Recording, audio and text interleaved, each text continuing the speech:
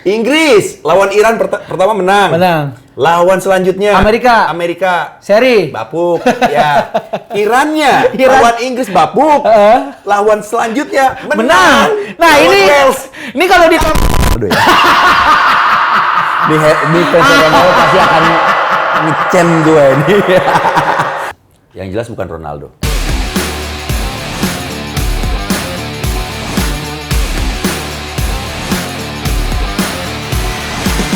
Halo Max Friends, kembali lagi di Mikirin Pesta Bola. Sekarang sudah memasuki episode kedua, masih bersama Mardel. Dan sekarang gue sudah bersama dengan bintang tamu yang sepertinya tidak usah gue kenalkan lagi lah.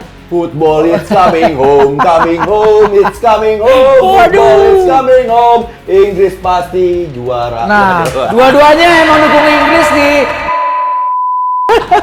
Jamilo, Ibnu Jamilo sudah hadir di sini. Jadi kalau buat Max Friends pasti udah nggak asing karena juga sudah banyak sekali seri-seri atau mungkin mukanya Bang Ibnu itu ada di Maxstream ya. Maxstream ada. Banyak. Cinta Warung Sebelah. Oh, Cinta Warung Sebelah. Oh tuh, gue main sama istri gue. Oh gitu. Oh, enak ya. Penasaran cerita cinta gue. Waduh.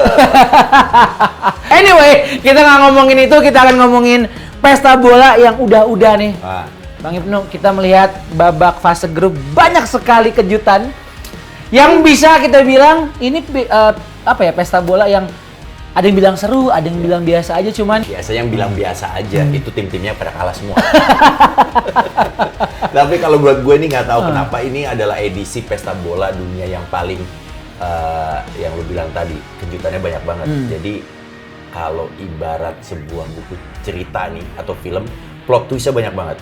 Tapi yang menarik buat gua nggak tahu kenapa di match kedua ini seolah-olah algoritma kemenangan dan kekalahan itu tidak bisa menjadi jaminan buat tim yang gede bakalan menang lawan tim yang kecil. Sedangkan tim yang kecil nggak bakal pasti dengan mudah kalah lawan tim yang gede. Dan itu kecuci lagi di partai kedua. Iya. Arab lawan Argentina menang, tapi Arab selanjutnya bapuk. Nah, Jepang lawan Inggris, lawan Jerman menang. Lawan Costa Rica semalam itu kalah, bapuk. Inggris lawan Iran pertama menang. Lawan selanjutnya Amerika. Seri. Bapuk. Ya. Iran. Lawan Inggris bapuk. Lawan selanjutnya menang. Nah, lawan ini Wales. Ini kalau di tapi lo ngeliat memang kalau kayak di tongkrongan gitu kan. Oke, gua arisan nih, gua cipin set gitu. Itu ngeganggu kan sebenarnya yang kayak ganggu dan banget. Apa ya maksud gua kayak kenapa bisa tim-tim ini yang notabene negara yang tidak diunggulkan bisa menang untuk match pertama tapi match keduanya malah mereka melempem. Itu mungkin ada yang bilang faktor cuaca atau mungkin ada faktor lain. Nah, kalau lu sendiri ngeliat itu kayak ya Arab sama Jepang bisa menang di match pertama tapi di match keduanya melempem tuh ada reason tersendiri nggak sih menurut lu? Iya. Intensi biasanya atau mungkin kalau bahasa Norwegianya tuh innal amalu binniyat. Amin. Artinya main tuh kalau niatnya lu emang udah ketemu lawan yang pengen menang itu bisa kejadian tuh. Afirmasi di dalam diri lu tuh bahasa gue berat banget. Berat banget, Bang. Itu tuh kayak dapat suntikan moral, suntikan motivasi. Pas begitu, kita lawan kita Messi nih, main yang bener ya, disiplin ya. Nah, teknik-teknik atau latihan strategi yang kemarin kepake itu kayak lu double energi lagi. Dan itu gue lihat ada di Arab, ada di Jepang kayak gitu. Ya meskipun memang one hit, one run abis itu nggak tahu lagi, one wondering lah. Lu abis ngejutin besoknya ya udah, lu nggak tahu gitu lagi. Aja. Cuma sayangnya tuh tim-tim kayak gitu nggak bisa jaga momentum untuk tetap konsisten. Itu jadi permasalahan. Atau bisa jadi pertama itu kan faktor jatuhnya faktor ini ya, suntikan motivasi ya, yang berlipat ketika lu masuk lapangan. Betul. Atau bisa jadi, Del, gua ngelihat kekuatan sepak bola dunia itu udah mulai ngerata antara Asia, Eropa, Amerika. Iya udah bisa saling ngalahin. Dan Afrika juga itu. Tapi balik lagi, kalau yang namanya turnamen ya, babak penyisihan grup itu selalu warnanya banyak banget. Tapi pas udah babak knockout, gua ngelihat ini akan lebih cenderung tim-tim banyak yang pragmatis. Ketika babak penyisihan banyak yang ngotot untuk lolos dulu, di babak 16 besar, lu pasti langsung main bunuh-bunuhan. Itu langsung karena lu once lu ngelakuin kesalahan, dampaknya selesai. Kalau lu ngelihat Inggris lah, kita ngebahas Inggris nih sekarang nih. Gua nggak mau bahas Inggris gitu. menang meyakinkan lawan Iran, tapi ternyata harus seri lawan US. Dan yang gua agak bingung ya, Gareth Southgate nggak pasang Phil Foden. Oh, banyak tuh pertanyaan juga itu juga. Kenapa gitu? Padahal kan lo lagi deadlock, lo lagi butuh suatu pemain yang memang punya kreativitas tinggi tapi nggak dimainin. Sampai Gary Neville bilang, sekarang tuh kalau Phil Foden salah satu memang pemain Inggris yang paling oke gitu. Kalau dari kacamata lo sendiri ngelihat Inggris sejauh ini di pesta bola seperti apa, Jan? Di sejauh ini gue lihat meyakinkan di pertandingan pertama, enak banget meskipun mungkin lawannya Iran. Banyak yang meragukan juga, lu kan lawannya tim nggak sekelas lu, nggak selevel. Tapi gue ngelihat dari permainan, terus juga dari lini per lininya bagus banget. Apalagi gue yang paling suka itu adalah midfield-nya. Ada Declan Rice dan juga Bellingham. Waktu kemarin sebelum Bellingham masuk ada Calvin Phillips. Nah, Bellingham masuk ini lebih kayak apa ya? Cakrawalanya tuh lebih bagus lagi. Lebih hidup lah di tengah. Jadi setuju juga sama Gary Neville. Kenapa nggak Foden dimasukin? Karena pas begitu lu punya pemain yang udah mulai kecapean, itu udah harusnya masukin tenaga baru. Kan harusnya, kan Inggris tuh banyak banget formasi lini depannya. Iya, benar. Bisa lu combine aja, gue nggak tahu kenapa keputusan Southgate nggak masukin Foden. Jadi masih banyak pertanyaan ya Max Friends kalau kita ngomongin Inggris gitu ya. Kayaknya ya lu nggak masukin Foden suatu kesalahan, tapi kita lihat aja untuk berikutnya. Jadi ketika ini tayang pun kita juga berharap Inggris di match berikutnya bisa berhasil ya. Jadi itu dulu untuk Inggris, semoga Inggris bisa. Banget gue, padahal pengen banget nih bahas Inggris lagi. Apa lu mau bahas yang mana lagi? Ya ini. Nggak sampai lolos grup, gue bakar nih jersey. Nah, satu lagi deh, Inggris nih. Peran Harry Maguire. Di latihan dia bisa gocek. Di lawan Iran kemarin ada shot on goal, bisa nyundul, bisa apa. Gue bilang, kenapa dia gacor banget nih di Inggris, tapi di MU ya itulah gitu. Itulah Del. Gua udah tahu. Kalau gua udah tahu gitu loh, kan gua nggak heran gitu maksud gua. Banyak yang heran kan, lu Maguire kenapa dipakai? Kenapa dipanggil sama Southgate? Kalau gua nggak heran. Kenapa? Gini, kalau gua jadi pelatih nih sebagai Southgate, gua akan make pemain-pemain yang memang gua udah percaya bisa menjalankan, bisa mengaplikasikan strategi yang ada di kepala gua. Dan itu sama ada Maguire. Kalau dia ambil tarik pemain baru lagi, itu butuh waktu lagi. Sedangkan persiapannya itu lu nggak begitu banyak. Kalau di MU nggak tahu kenapa tuh bapuk banget ya. Oke, tapi kalau misalnya kita ngomongin lagi rame di pesta bola gitu, Messi dalam 5 edisi sudah berhasil bikin 5 assist. Dan yang bisa berhasil bikin 5 gol dalam 5 edisi pesta bola adalah Bang Dodo. Dapat penalti ya di match pertama Portugal. Gue mau nanya dari lo, kan kita sering ngontenin Ronaldo nih, Bang Ibnu ya. Di TikTok, buset, Ronaldo FC, pada semua nyerang kita. Lu siapa? Lu nggak ngerasain jadi Bang Dodo? Ngapain lu komen doang lu bisa? Gua bilang, pada galak-galak bener ini. Kita disuruh jadi Bang Dodo ya? Iya, boleh bisa. Kan kita menikmati saja gitu. Cuman kalau lo ngelihat penalti dari Ronaldo, apakah itu penalti atau tidak kalau dari kacamata lo? Penalti? Banyak yang orang bilang itu diving. Itulah kecerdasan dan kecerdikan dari seorang Cristiano Ronaldo. Dia Dia screening aja ya, Del. Jagain aja. Belum tentu Bang Dodo bisa nyetak gol. Belum tentu dia bisa syuting. Karena posisi badannya itu masih belum bagus, belum tepat ke arah gawang. Posisinya masih agak miring. Dia kan agak nyerong larinya. Ya, dia dapetin bola. Pinternya Ronaldo gitu, dia sodok dulu kakinya, dapetin bola, dia jadi menang. Karena orang yang paling dekat dengan bola, terus dilanggar, ya penalti. Apapun itu alasannya penalti. Itu dia. Jadi Bang Dodo emang bisa penalti dan itu tidak diragukan lagi untuk penalti. Nah, tapi lo ngelihat Portugal sendiri bermain kemarin lawan Ghana ya, menang 3-2, ada 2 gol juga tambahan dari si Felix sama pemain Milan tuh ya, Rafael Leao. Ya, dan itu 2 gol itu yang assist adalah our number 8 Portugis Magnifico, Bruno Fernandes. Dan lo kalau ya kita langsung aja bahasnya ketika nanti Portugal akan di match berikutnya, akankah mereka berhasil greget lagi, Om John? Kalau ngelihat Portugal ya, Portugal tuh punya pengalaman bermain di turnamen dan dia bisa konsisten sampai juara. Piala Eropa 2000 berapa ya? 16 kalau nggak salah. Iya. Dia juara kan? Juara. Nah, dia tahu tuh kapan waktunya untuk yang penting hasil akhir, kapan waktunya untuk main motor bagus. Dan itu kan udah terbukti. Setiap tim main turnamen, kadang tuh main bagus nggak begitu diinget deh. Itu. Yang diingetnya adalah hasil akhirnya kan. Lo bukan main di liga kan? Betul, beda lagi. Cuma memang kalau lihat dari Ronaldo dan juga kawan-kawan, ini gue balik lagi deh ke golnya Ronaldo tadi. Gue masih ada yang kurang gue pengen sampaikan. Apa tuh? Mungkin memang lo lihatnya cuma 1 gol. Lo mungkin lihatnya cuma dari penalti. Tapi value gol itu yang bisa mencatatkan dirinya sebagai pencetak gol terbanyak dalam sejarah. 5 kali gelaran pesta bola dunia. Gila nggak lo? Itu cuma 1 doang, baru dia. Yang lain belum ada. Jadinya value-nya gede banget gol itu. Nah, itu bisa jadi suntikan motivasi juga buat semangat, buat Ronaldo bisa makin pede lagi di pesta bola dunia ini. Dan gue yakin juga Bruno Fernandes ternyata akur-akur aja sama Ronaldo. Iya. Menurut gue tuh yang kemarin nih goreng-goreng media, gue nggak tahu nih. Kalau dari kita kan ngomongin soal inilah PR gitu, optionnya PR. Ketika si Bruno tertangkap sangat dingin sekali untuk bersalaman sama Bang Dodo, dia akhirnya menyanggah.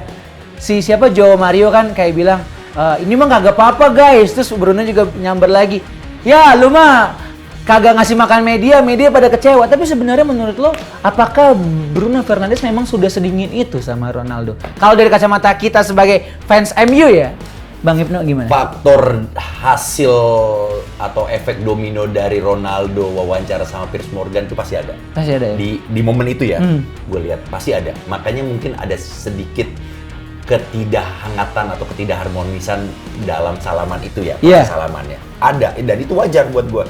Wajar lah, lu sama aja kayak misalnya nih ke kantor kita jelek-jelekin. Betul. Dan lu pastilah ada sisi yang, kok lu gitu sih, gue lagi ngebelain ini loh.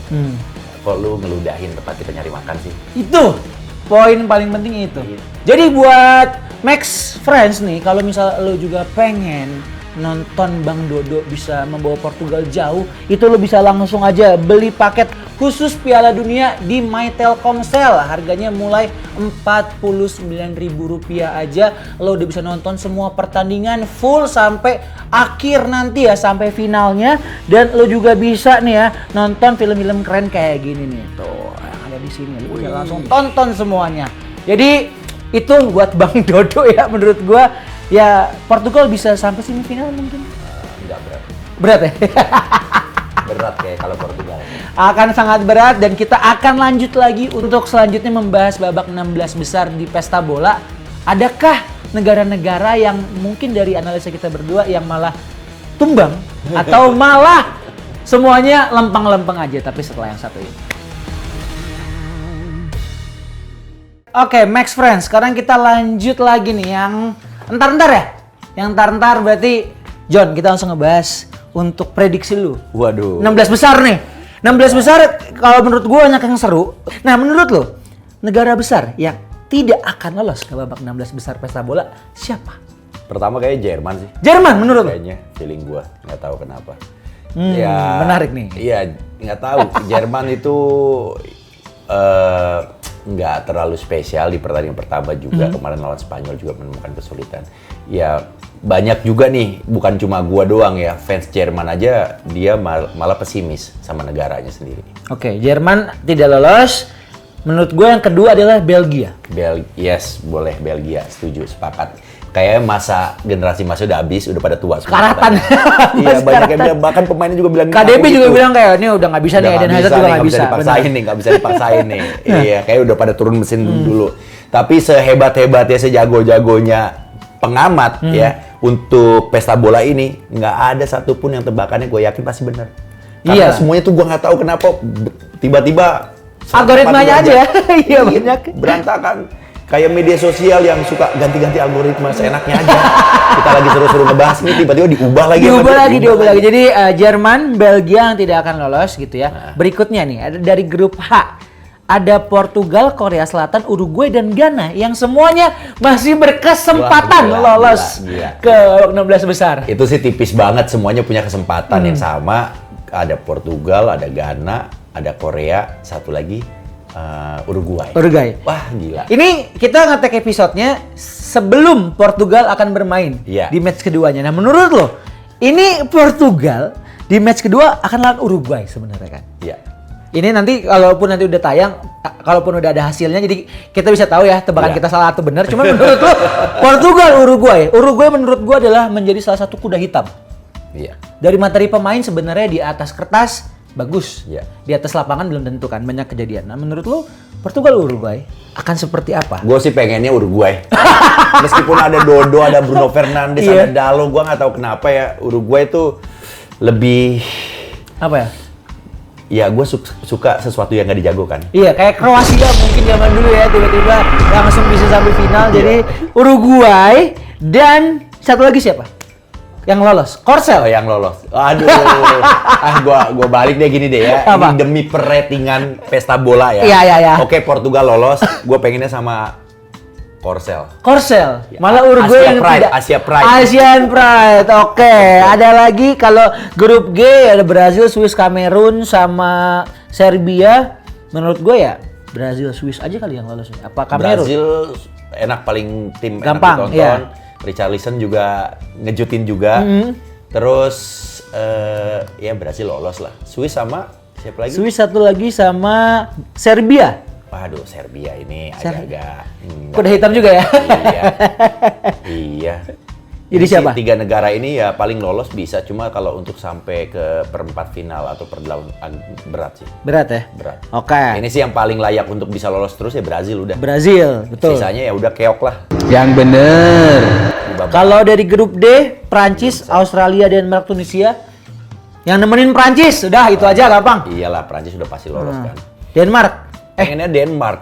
Tapi Australia. Tapi Denmark juga nggak spesial amat. Bohong. Nah itu dia. Cuma dia pas waktu lawan Prancis ya. Oke loh, ngototnya ada. Tapi pas waktu lawan Tunisia, aduh. Ya emang karena Tunisia juga udah bagus juga. Iya, gitu. betul. Lu nggak bisa ngeremehin juga Tunisia. 0-0 kemarin tuh. Oke, udah dari grup D kita lanjut lagi ke grup yang gampang deh, langsung deh. Yang nemenin Inggris, grup B. Waduh. Banget lu pede Inggris yang nemenin Inggris. Yang nemenin Inggris gua. Meskipun poinnya 4 dari 2 kali pertandingan, tapi gue yakin lolos Inggris. Kalau dari sisi permainan seharusnya yang lebih pantas itu Amerika. Iya. Tapi kalau bisa mau jadi kuda hitam menurut gue Iran sih. Iran ya. Tapi ya agak sulit juga. Wales juga udah nggak mungkin. Soalnya gini, coba kita ngomongin kemungkinan Inggris terakhirnya ketemu Wales. Iya. Let's say misalnya seri, Inggris 5 nilainya. Iran ketemu US. Aduh. US kalau nggak ngambil poin di sini menang. Ya 5 juga bisa. Paling goal different yang berbeda kan? Iya. Ya, gue sih pengen kayak gitu sih skemanya. Skema biar ada drama ya? Iya. Inggrisnya juara grup, USA-nya runner up. Jadi Amerika menang lawan Iran tapi menangnya 1-0 aja. Jadi untuk Inggris dan juga USA, please bikin kayak gitu biar ini potongan video bisa kita naikin dan bisa viral ya. Tolong ya dibantu Inggris sama USA ya. Kerjasamanya ya. Kalau dari grup A, Qatar udah pasti nggak lolos. Ekuador atau Senegal, lo jagoin? Ekuador ya, bukan Senegal mah. Ekuador si Valencia ya. Gacor banget. Valencia bagus. Ya meskipun ada beberapa pengamat yang bilang apa spesialnya. Emang si Ekuador paling ngejutinnya sampai perdelapan final. Satu lagi nih, Om John. Grup C.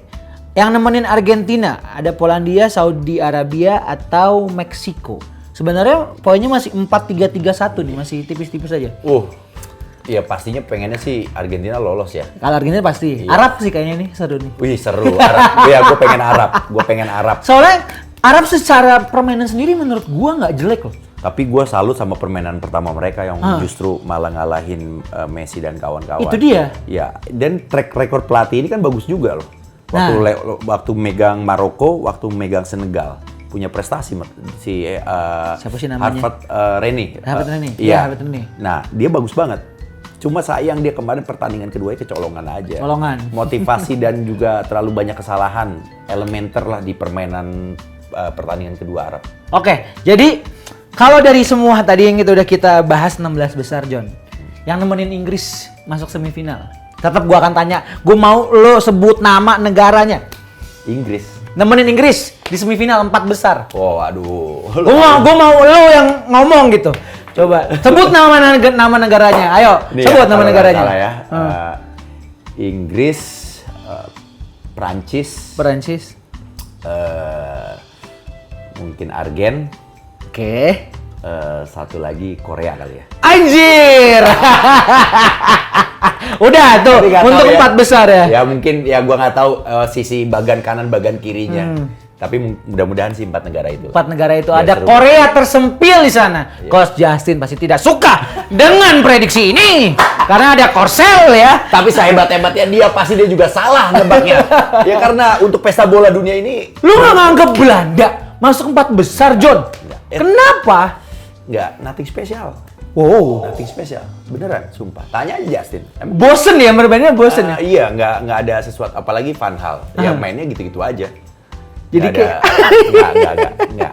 Kemarin juga lawan Senegal tuh berapa ya? Gue lupa tuh hasilnya tuh lawan Frankie Senegal. De Jong gampang kemarin ya Menang 0-2 rusak ya. mainnya, nggak begitu Equalizer dapat bola seri. banyak. Iya, untung dia punya Gakpo aja tuh yang Iya bisa dapat setengah peluang langsung dihajar.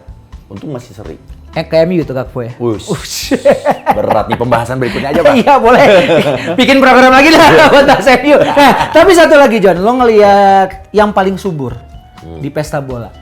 Mbappe kemarin juga udah bikin Oh, gol. Mbappe ya subur. Ya, subur ya. Maksud gua, akankah ada yang bisa menorehkan gol untuk melampaui rekornya Miroslav Klose? Yang jelas bukan Ronaldo. Gokil langsung ya. Langsung dibilang yang jelas bukan Ronaldo. Oke, ini yang entar sudah kita bahas dan kita juga pengen ingetin lagi buat Max Friends, lo bisa beli paket Piala Dunia mulai dari Rp49.000 di My Telkomsel, langsung beli aja sekarang. Lo bisa nonton nanti sampai babak finalnya. Dan langsung kalau lo pengen nonton juga kayak apapun series atau mungkin film-film di Maxstream itu ada semua nih seperti di sini lo bisa lihat. Yang pengen nonton juga series apa film kalau John? Film. Nah, itu di Maxstream juga ada filmnya Mas Ibnu Jamilo dan juga Kak Ririn Herawati juga ada di sana. Oke, kita bahas yang udah, yang entar juga udah. Kita akan lanjut lagi ke pembahasan berikutnya tapi setelah yang satu ini. Max Friends, it's time to quiz ya. Jadi tadi gue sama Mas Ibnu sempat ngobrol-ngobrol sebelum kita mulai tappingnya. Kita mengingat salah satu gol dari pemain yang mencetak gol di tahun 2014 ke gawang Spanyol, John. Ingat nggak lo? Wah, itu ada kejadian yang paling menarik itu golnya. Iya, menang 5-1. Negaranya menang 5-1 nih atas Spanyol dan salah satu pemainnya striker itu mencetak gol sundulan. Oh, main di MU juga tuh. Sempat, tapi legendnya Arsenal. Iya. Nah, siapakah pemain tersebut yang membuat gol yang sangat luar biasa dari luar kotak penalti menggunakan kepala? Jadi dia terbang. Dan dia dapat sebutan The Flying Dutchman. Siapakah pemain tersebut? Silakan taruh di kolom komentar. Buat lo yang sekarang lagi nonton, taruh di kolom komentarnya di YouTube ya. Jadi kalau lo lihat di TikTok, di Instagram, di Facebook, di Twitter, tapi tetap semuanya harus taruh di YouTube. Dan jangan lupa juga untuk follow semua media sosial kita. Dan juga jangan lupa untuk subscribe Maxstream ya sekarang juga. Let's go. Max Friends, kita sekarang masuk di segmen kudu dipilih. Kalau di episode pertama gue bersama Aldi Bawazir cukup serius ya untuk memilih pesta bola fantasy football. Di sini gue akan coba. Lu jangan berharap gue untuk iya, have fun aja gitu. Jadi jangan lu berharap dengan Bang Ibnu udah bilang gue mau pilih pemain ini untuk di fantasy football, jangan terlalu diikutin karena ini cuma seneng-seneng aja ya. Karena gue juga pengen tahu sebenarnya dream team lo di pesta bola ini, John. Lo bakal pakai formasi apa? Dan nempatin pemain di posisi itu siapa aja. Oke, formasi dulu. Formasi gue pasti lebih suka dengan di belakang 3 aja. Gue pakai 3. 3. Oke, dari kiper dulu siapa? 1. 3-4-3. Kiper so far Sisni gila ya. Apa? Sisni.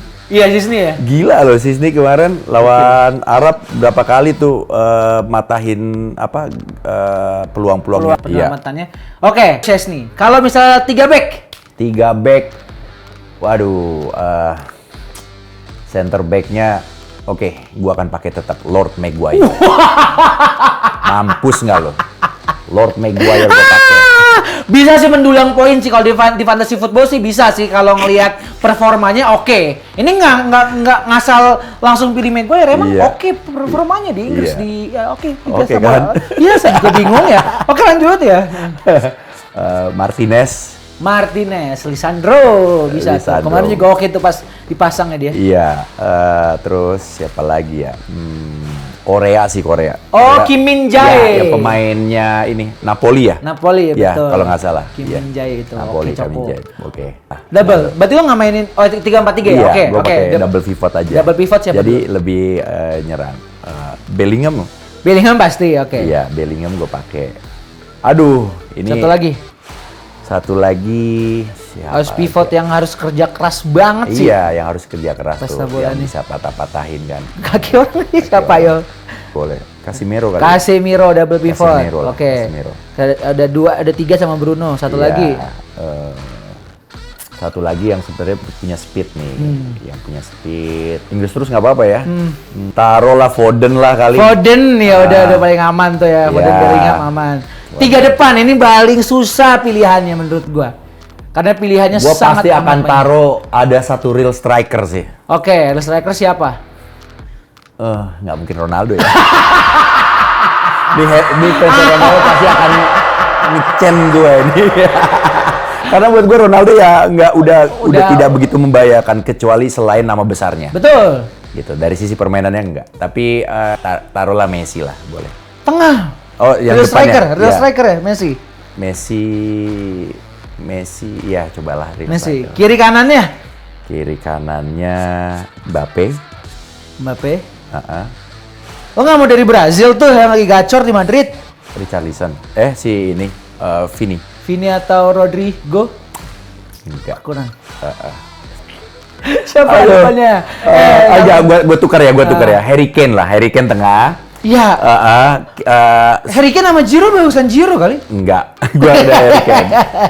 Tapi kalau untuk bagusan screening bolanya iya. Tapi kalau Harry Kane lu lihat pertandingan pertama, dia tuh tipe pemain yang cukup cerdas ketika posisi aslinya dia mati. Dia bisa tetap suplai bola-bola ke sektor penyerang sayapnya.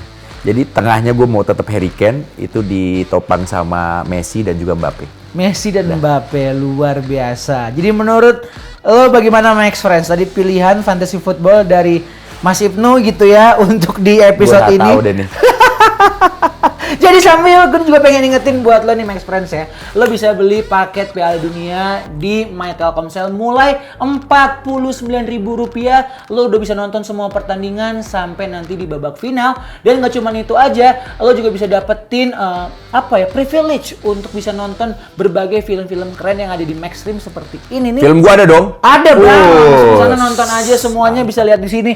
Ntar juga untuk di episode berikutnya dari sini nih, mikirin pesta bola dipikirin terus, itu akan ada juga cash dari Maxstream yang udah siap hadir. Request aja mau siapa, taruh di kolom komentar. Nah, terakhir Om John. Yes. Kita kan sudah tahu pasti Inggris pengen sekali juara gitu ya. Itu kan versi kita ya. Versi kita, it's mereka nggak football tahu. coming home gitu. Cuman kalau kita mengenyampingkan subjektivitas kita sebagai pendukung Inggris, yang paling pantas untuk juara di pesta bola 2022 itu siapa? Gue lebih ke Perancis. Perancis lagi? Ya ketimbang Argentina. Argentina ini the last dance Messi loh. Bodo amat. Maksudnya last dance ya semua orang juga berhak untuk mempunyai prestasi yang bagus gitu loh. Nggak harus Messi dan Ronaldo yang angkat juara gitu loh, yang angkat Piala Dunia. Seolah-olah ketika mereka tua, mereka harus dapat gitu.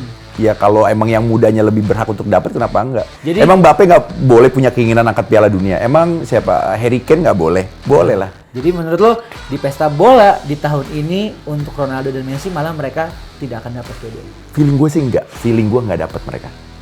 Baiklah, Max Friends, itu dia tadi obrolan gue barengan sama Bang Ibnu Jamil. Thank you Bang, sukses terus untuk project-project mendatangnya. Dan kita akan ketemu lagi di episode berikutnya dari Mikirin Pesta Bola. Dipikirin terus, sampai ketemu lagi Max Friends. Dadah.